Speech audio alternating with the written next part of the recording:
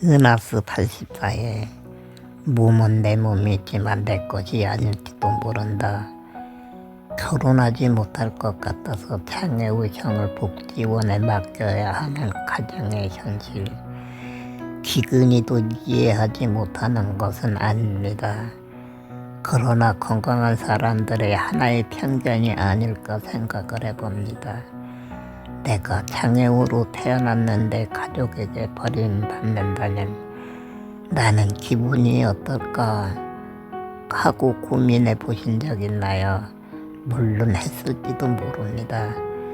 결론은 장애가 문제입니다. 장애우로 태어난 지 아닌 지 때문입니다. 장애우에게는 눈물겨운 일이지만 가족에게는 이리 보아도 저리 보아도 장애우는 눈에 가시기 때문입니다. 결국은 모든 아픔이 장애우의 몫일 뿐입니다. 장애 자녀가 있는 가정, 부모 형제들이 많이 힘들어합니다. 친척과 이웃의 따가운 시선, 항상 아프고 눈물겼습니다.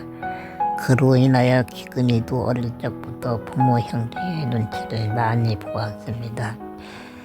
장애우로 태어나고 싶어서 태어난 것은 아니지만 언제나 외톨이가 되어야 했고 천덕꾸러기가 되어야 했기에 울고 싶지 않아도 남모르게 울어야만 했습니다.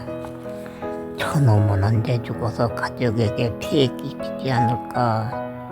아기 때부터 장년이 들 때까지 들어야만 했던 말입니다. 그 말을 들을 때마다 온몸이 죽은 사람이 되고 했습니다. 모든 것이 나 때문이다. 나만 죽으면 가족들은 편할 것이다. 좋아할 것이다. 나는 빨리 죽어야 한다. 하는 생각을 늘 가슴에 안고 살았습니다. 가족 모르게 흘린 눈물을 몇 바가지는 될 것입니다. 혼자 몸 가누기도 어려운 아기 때부터 손님이 오면 거름방에 숨겨져야 했고 소변, 태변 문제로 스트레스 받았습니다. 조금만이 먹어도 구박을 받았습니다. 장애우로 태어나고 싶은 적은 눈꼽만큼도 없었는데 태어나고 싶어서 태어난 것도 아닌데 외계인이 되었습니다. 장애우의 애절한 마음 누가 알아줄까요? 부모 형제도 알지 못합니다. 창피하다는 생각이 전부일지도 모릅니다. 물론 건강한 사람도 나름대로 고통이 있고 아픔이 있습니다. 자신이 믿고 거북스러울 때도 있습니다. 그래서 우리는 마음의 장애우다 하고 생각하는 사람도 있습니다. 너무 힘들어 때로는 영원히 가출할 것 같은 때도 있기 때문입니다. 스스로 마지막을 택하는 사람도 있습니다. 결론은 무엇일까요? 정상인 장애우 동일한 존재입니다. 왜 동일한 존재일까요? 하나님이 주신 영혼을 가지고 있기 때문입니다. 예수 믿으면 차별 없이 천국 갈 수 있는 존재이기 때문입니다. 문제는 무엇일까요? 사람은 외모를 중요시합니다. 미남 미녀가 되고 싶어서 성형수술도 합니다. 못생기면 왕따를 당하기도 하기 때문입니다. 그러나 장애우는 아무것도 할 수 없습니다. 장애우 살아가기 위해서 몸이 죽고 또 죽어야만 합니다. 건강한 사람들이 지배하는 세상에서 인정받기 어렵기 때문입니다. 한마디로 말해서 곡식밭의 잡초와 같은 존재일 뿐입니다. 기근이 장애우 편에서만 글을 쓰는 것은 아닙니다. 곡식밭의 잡초는 농부에게 뽑히듯이 죽는 삶을 살아야만 성공할 수 있는 처절한 삶을 살아도 인정받기 어렵다는 것을 표현하고 있는 것입니다. 돈이 많아도 현대의 술로도 고칠 수 있는 부분이 없기 때문입니다. 기근이 너무도 힘들고 고달픈 여정을 살았습니다. 너무 괴로워서 나는 나그네인데 가정집에서 잠시 살고 있는 것이다. 언제 집을 떠나야 할지 모르는 나그네다 하는 생각을 많이 하면서 살았습니다. 이정표도 없는 잡초 인생의 삶을 살고 있다는 생각에, 미래도 없다는 생각에 늘 불안한 생각을 안고 살았습니다. 어느 날 우연히 장애우 형제와 편지로 연결고리가 되었고, 한정없는 기도로 사랑의 편지를 쓰는 사람이 되었습니다. 오늘날은 장애우가 주인공이 되어 TV나 언론에도 나오기도 합니다. 그러나 기근이 어린 시절, 청소년 시절에는 건강한 사람만 대세이었습니다. 그래서 건강한 사람만 성공하고 건강한 사람만 살아갈 수 있는 사회 풍습이다 하고 생각하며 살았습니다.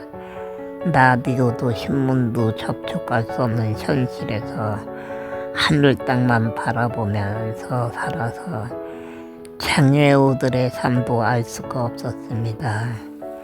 그냥 조금만 살다가 죽자, 낙엽처럼 아무렇게 굴러다니다가 나는 죽으면 끝나는 것이다 하는 생각에 때로는 서글픈 마음으로 안고 울기도 했습니다.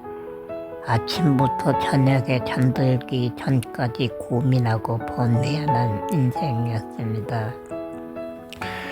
때로는 살아보고 싶어서 하늘과 땅을 바라보며 별들을 바라보며 할 수 있는 것은 일을 찾아보았지만 잡을 수 있는 것은 없었습니다. 희로라기만큼도 희망은 보이지 않았습니다. 그러던 어느 날 나를 보게 되었습니다. 참으로 신기하다. 내가 살고 있네. 어떻게 나는 살고 있는 것일까 하는 생각에 나를 깊이 생각해 본 적이 있습니다.